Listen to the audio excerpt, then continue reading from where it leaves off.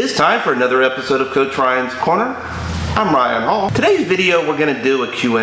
It's something I've wanted to do since the beginning of this series and took your questions on the internet. I'm going to take a few of them now. And I'll of course invite you to submit questions for a future video at the end of this video. So you're going to have to watch and see how to submit. See how I bait and switched you? Who are you? So we're going to get existential right off the bat, aren't we? I mean, I spent all my time questioning the nature of my being and you're going to go ahead and question it for me? Come on.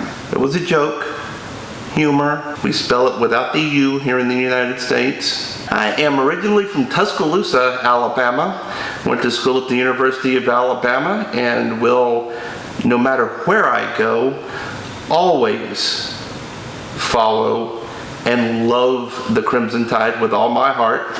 Roll Tide. I had aspirations when I was a younger human being to be a sportscaster. I wanted to be the next Keith Jackson.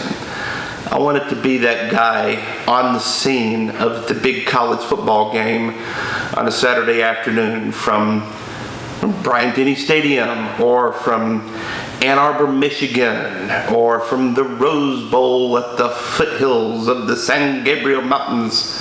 Oh God, that was the worst Keith Jackson impression ever. But that's what I wanted to be. And I gotta say, that's a business that's a really difficult business to get into. You gotta know somebody who knows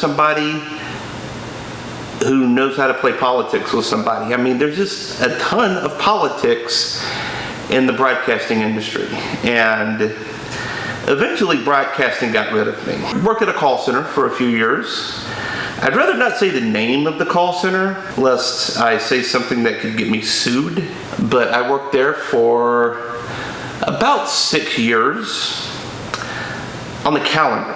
I mean, physically in my body, it felt like 45. But during that time, I really started to develop my writing muscles a little more and started writing more screenplays, more plays.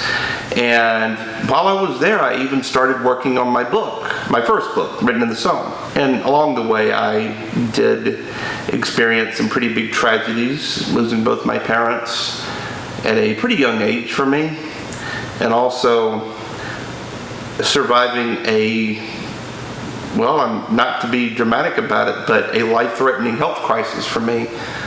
So I've been through a lot, and I am really blessed to still be standing and still be able to connect with you guys. That is me. That's 39 years into about 3 minutes. The next question that I have is, why should I choose coaching over therapy? I've heard that coaching can feel a lot like therapy at times. You're absolutely right. Sometimes it really does feel like therapy. At times it does feel like the mechanics of a coaching session sometimes feel like therapy because you're talking about your problems. You're talking about things that may keep you from doing certain things. But the main difference between coaching and therapy is how we deal with your past. In a therapist-client relationship, the main purpose of that relationship is to use your past to help heal any open wounds. For example, with me, losing both my parents before I turned 40, being the recipient of just some pretty brutal bullying as a child, and how that still affects me to this day. Some of my issues with women, and I could get deeper and deeper, but those are some pretty gaping wounds. And my therapist is a lovely woman. I'm gonna hate leaving her when I move, but we've gotten a long ways. We really have gotten a long ways. Now that is a therapist-client relationship. Let's flip this around and talk about a coach-client relationship. Now, in a coaching session, we may still deal with issues from your past, but our purpose is not to heal anybody. We already see you as whole, as healthy, as complete, and as somebody who can go out and set the world on fire. You just may have some stuff in the way to keep you from doing that. A coach and a client, we create your future together. We envision your future. We get your future down on paper and we create your future. Now, speaking personally here, dealing from a future-based mindset is tricky as hell. Coaching work is not easy. It is not easy. There is no magic wand. There is no magic formula.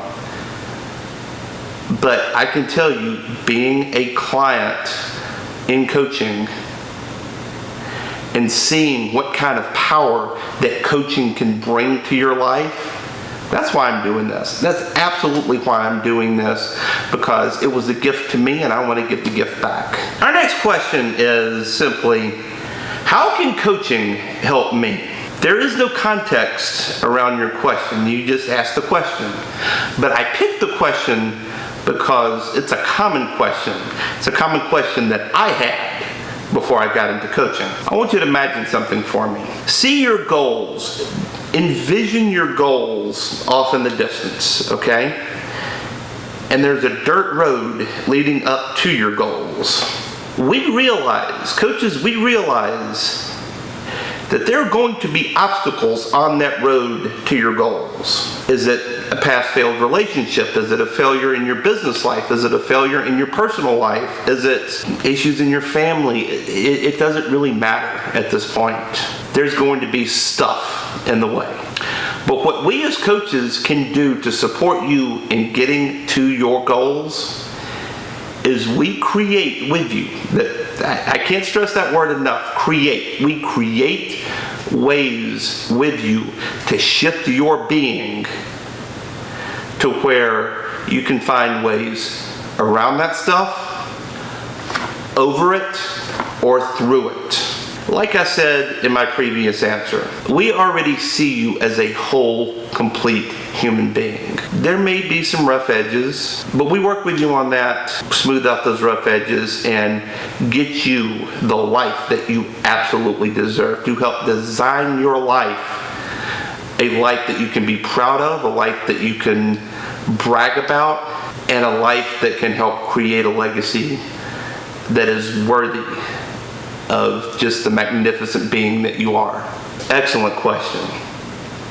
Tricky to answer, but excellent question. Now, the last question that we're going to answer here on today's Q&A has nothing to do with coaching, but I wanted to answer it. Ryan, who's your favorite author? I wouldn't call him an author. He doesn't write books, but what he does do is he's written some of the most memorable scenes in movie and television history.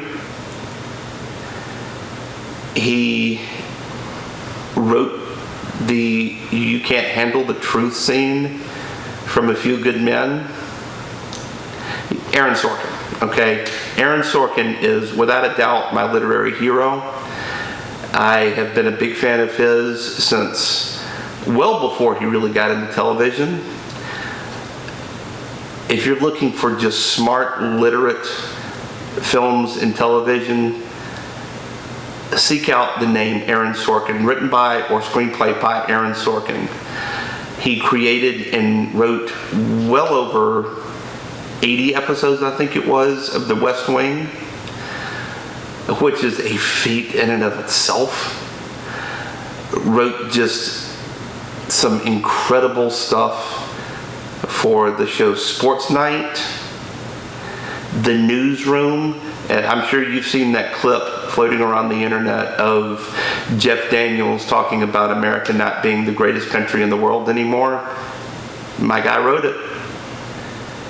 So Aaron Sorkin, like everything that I write, I feel like is a poor impression of him. And I don't get starstruck easily, but I think if I ever got a chance to shake his hand, I might be shaking in my shoes. Speaking of asking questions, we can do this one of three ways. You can leave a question in the comments of this video, and we'll pick the best ones for our next Q&A. You can shoot me an email. That's Ryan@team-ryan.team. Ryan@team-ryan.team.